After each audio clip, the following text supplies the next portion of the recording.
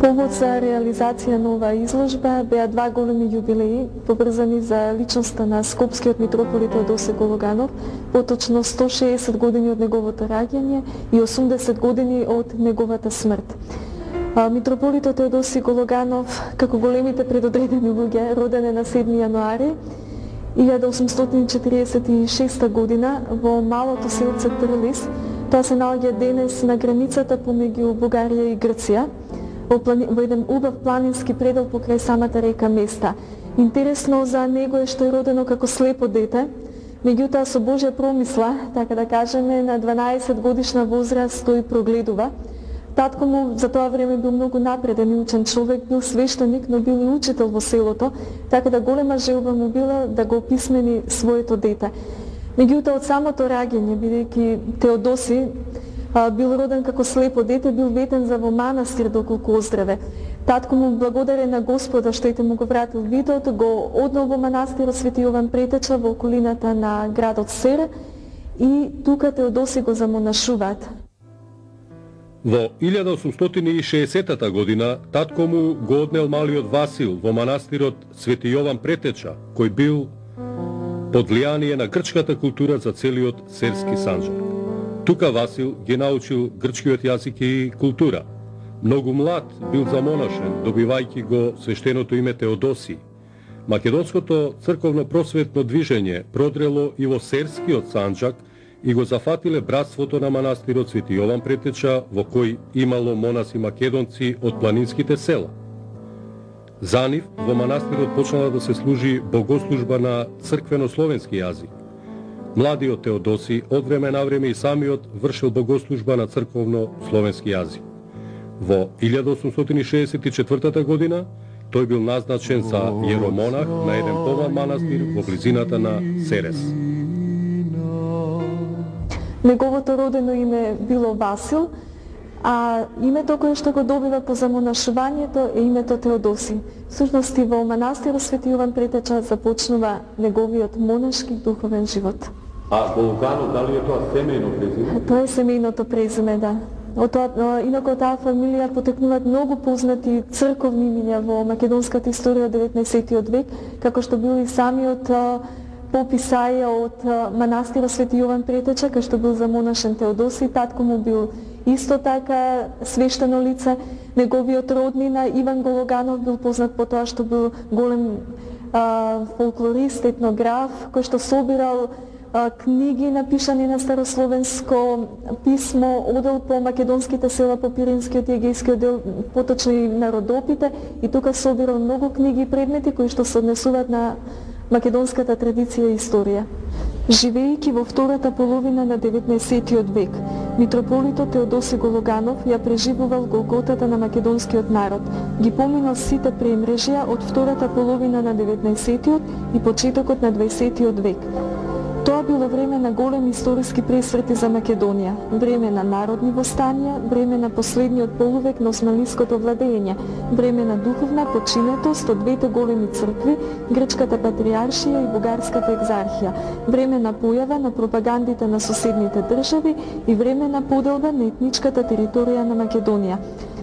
Митрополитот Теодосиј го поминал само сознавачкиот духовен пат, најнапред служејќи на патриаршијата, подоцна и на екзархијата, за на крајот разочаран од двете цркви да му се посвети на големото дело да ја возобнови неправедно укинатата Охридска архиепископија. Без помош и разбирање од екзархијата, а и од Русија, македонците побарале помош од Австро-Унгарија. Тоа значило прифаќање унија со Римокатоличката црква, но не од верски, туку од политички причини. Во Солун, македонските првенци формирале комисија во која бил и македонистот Кузман Шапкарев. Тие собирале потписи низ Македонија за обнова на Охридската архиепископија во унија со Римокатоличката црква.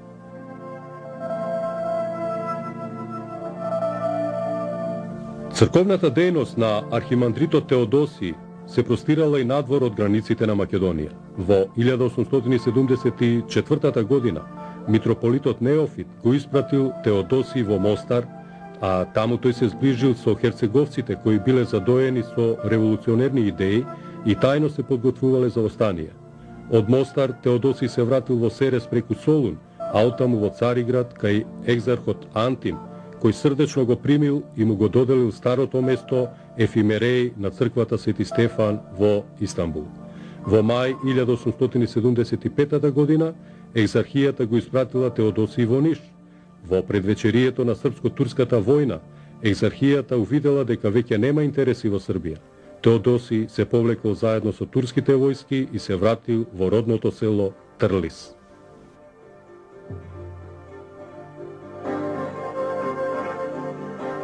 Неговиот пат на духовно и национално осознавање бил проследен со многу пречки. Сепак името на митрополитот Теодосиј ги поминало портите на патриаршијата и на екзархијата, влегло во извештаите на агентите на соседните држави, а не останало незабележено и од големите европски сили, како и од балканскиот и од европскиот печат.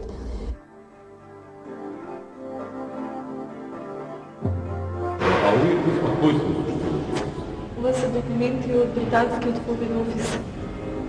Значи се како што се е објавено, нешто од нивните извешти, тоа не беше причукано на машина, отпечатано што е, има дел од факсимилето од оригинални документи. Тука има и реакции во францускиот печат, што било објавено околу доаѓањето на Теодосиј во Скопје, па има за еден митинг одржан во Атина на 19 август 1890 година за доаѓањето на Теодосиј во Скопје.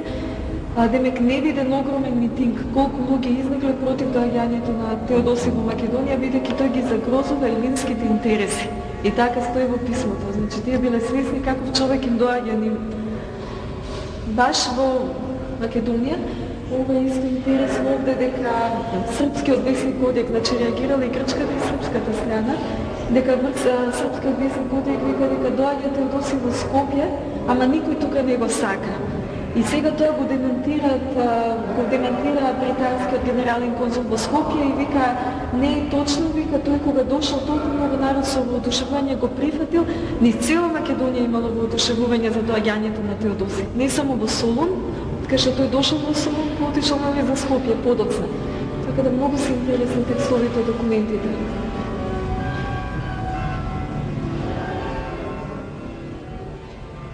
Британците биле малку пореални, французите баш не сака. Се до крајот на 1884 година за поставувањето владици во Македонија, екзархијата наидувала на голем отпор кај портата.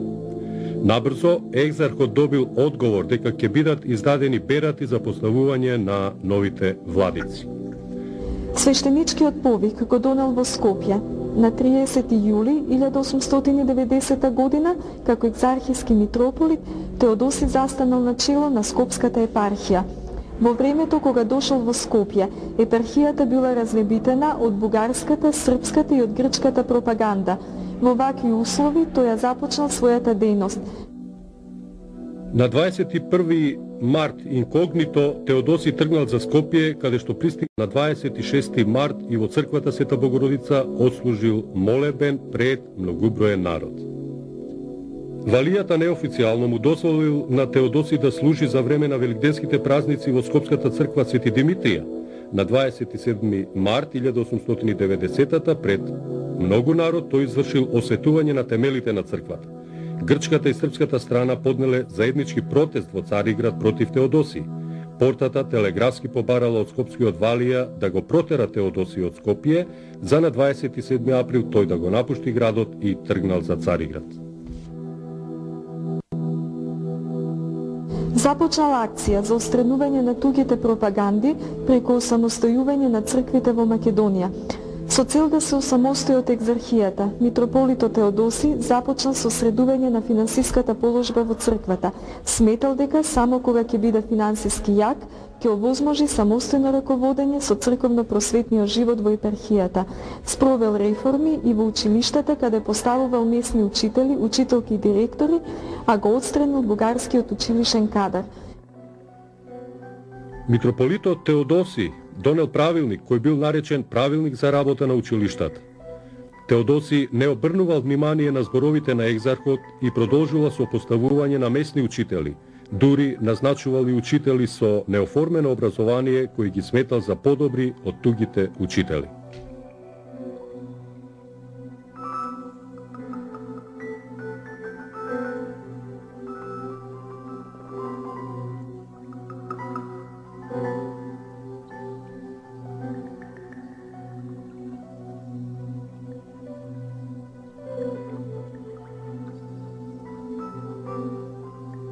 Дошол во судир со екзархот Јосиф, која согледал опасноста од сепаратистичката дејност на митрополитот Теодосиј против екзархиското дело во Македонија. Овој судир ќе трае се до протерувањето на митрополитот од Скопје. Реформите на митрополитот Теодосиј биле многу напредни за тоа време, така што тој со тешки маки успевал да ги спроведува, а и наидувал на големи пречки. Неговата борба против ширењето на пропагандите ќе ги обедини српската и грчката пропаганда да најдат начин да го ликвидираат митрополитот. Од друга страна пак, со своето залагање за осамостојување на црквите во Македонија, Теодосиј уште повеќе ќе го предизвика револтот на екзархот Јосиф, кој повторно ќе го повика митрополитот да дојде во Цариград за да даде објаснување за неговата дејност во Скопје, мислејќи да го задржи кај себе додека не обезбеди берат за нов митрополит. Митрополитот Теодосиј не одговарал на неговите писма, така што екзархот му се заканул дека ќе му го одземе митрополитскиот чин. Се повеќе притиснат од пропагандите, кои што кон крајот на 19. век земале се поголем замав во Македонија, трпејќи ја и немилоста и заканите на екзархот Јосиф, митрополитот Теодосиј го презел последниот и најрадикален чекор, откажување од екзархијата и отцепување на Скопската епархија како самостојна црква. Во декември 1890 година во многу градови во Скопската епархија се одржале избори и секаде победиле представниците на народот. Била вратена традиционалната самоуправа на општините. Изборите за Скопската општина биле одржани на 19 јануари во 1891 година. Екзархот со остро писмо барал нови избори според екзархискиот устав. Теодосиј знаел дека тој устав не бил официјално одобрен од портата и затоа продолжил со својата акција против екзархистите. Првиот чекор му бил да го отстрани бугарскиот јазик од училиштата, а бугарските учебници да ги замени со македонски. Ги собрали сите крштални и венчални свидетелства, умреници и други документи и истите били изгорени во Скопје во митрополијата. Во Вилејската печатница испечатил нови документи на народен македонски јазик на велешко-штипското наречје. Биле испратени ни целата епархија и влегле во употреба. Во времето кога Теодосиј бил скопски митрополит, во Скопје учителствувал Ѓорче Петров. Тој истакнал дека митрополитот бил во конфликт со екзархот Јосиф, бидејќи немале верба еден во друг. Бидејќи екзархот сметал дека во овој конфликт Петров ќе застане на страната на Теодосиј, во учебната 1891-92 година го преместил да учителствува во 4-класното училиште во Битола.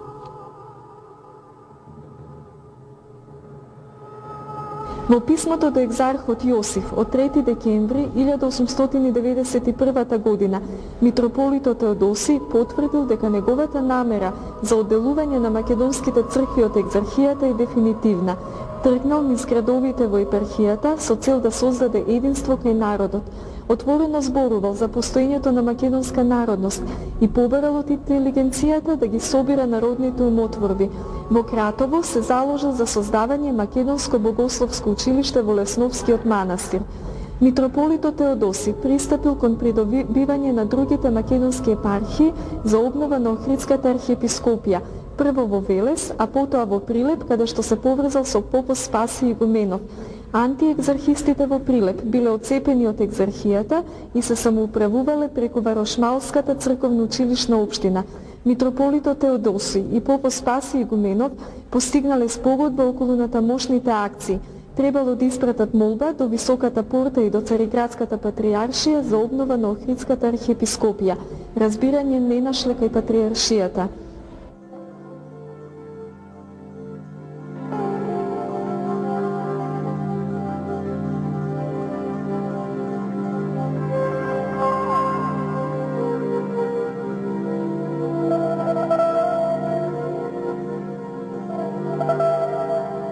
На 22 јуни 1891 година Теодосиј Скопски, како што се подпишува, испраќа подолго писмо за да ја разгласи идејата на движењето, состојбата и согледувањата и визијата базирани на фундаменталните принципи на Охридската архиепископија, па вели: чудна е помислата Божја, а уште почудни патиштата негови.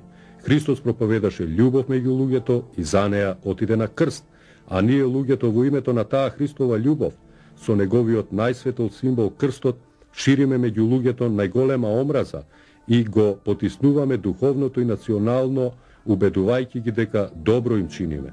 Потоа Теодоси продолжува: ние сме готови да ја признаеме патриаршијата за Вселенски престол и да ја слушаме во се, но таа да нема право да ни се меша во нашите работи и да ја запише Охридската архиепископија во кодексот на автокефалните цркви, наравно со другите, како што било порано, пак да биде. Некои од овие писма, кои се оригинални, се со извореден стил и остроумни, со што ги надминуваа стандардите на вообичаена поштенска преписка.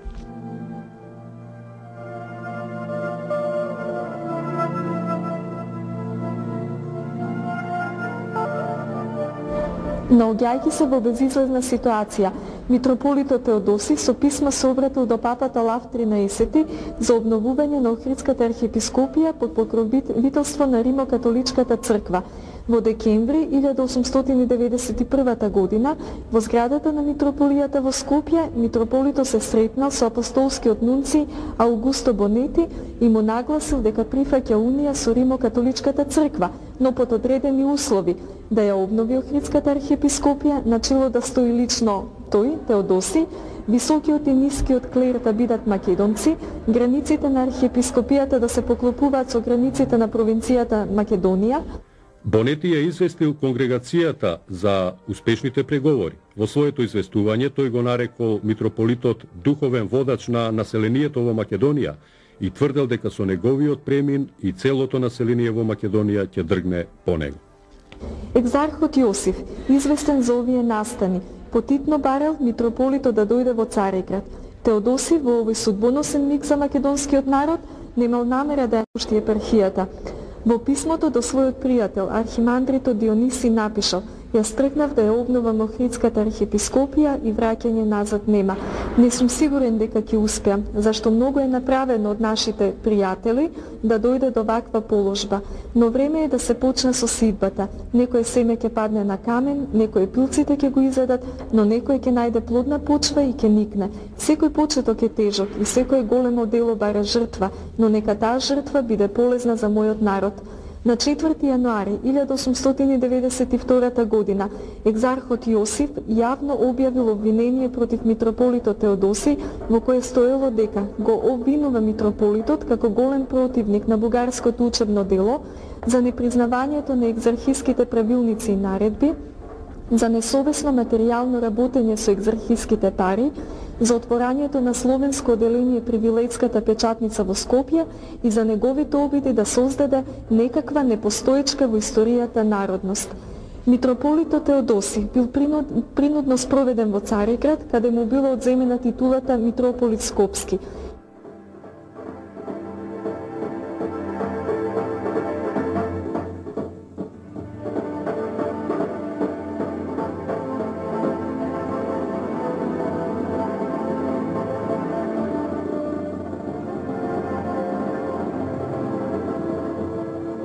На 11 март тој бил испратен во еден софиски манастир на принуден престој.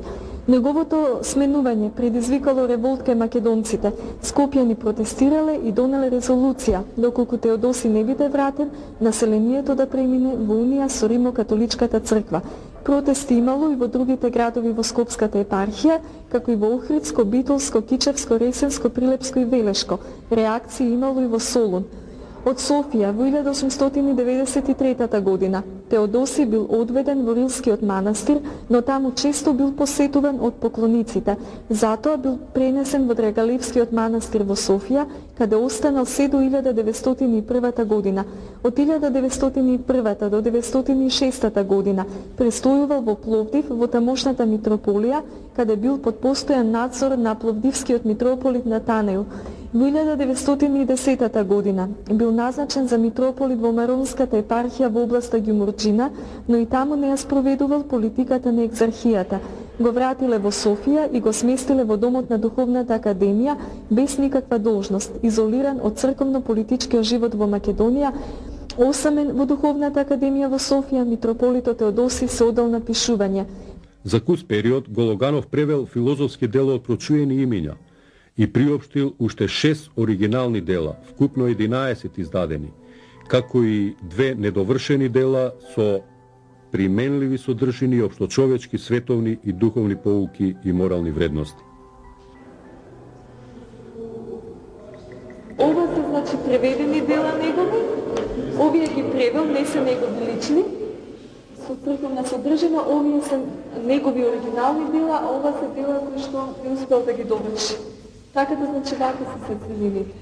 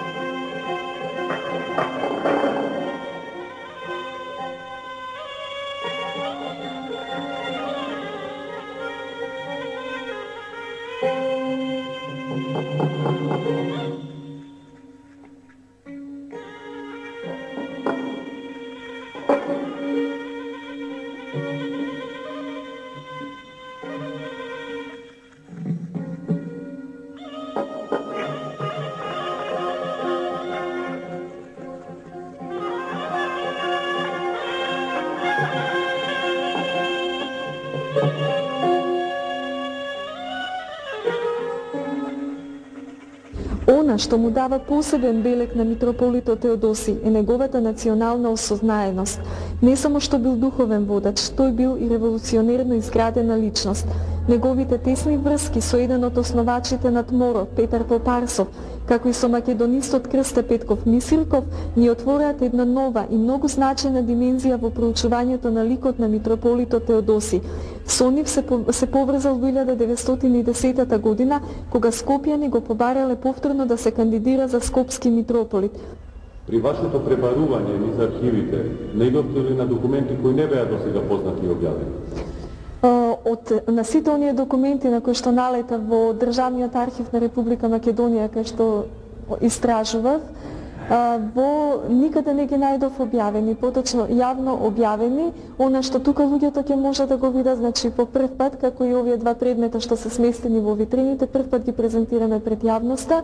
Оригиналните документи што ги гледате на паноата се сместени во Државниот архив на Република Македонија, а тука ги имаме представено како факсимили, со кратки објаснувања во легендите за значењето и толкувањето на самиот документ.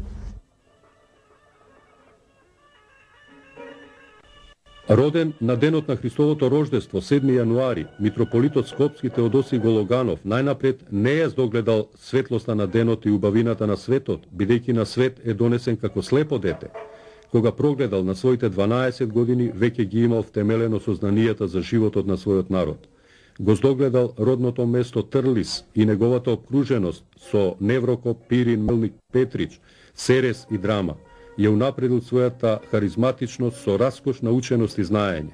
Духовник, подвижник и мисионер, како што ретко се среќава до своето упокојување во 1926 година, на 80 години, Скопски Теодосии е гранитна појава на 19 и 20 век, мост преку кој е продолжен патот до возобновувањето на Охридската архиепископија во 1967 година.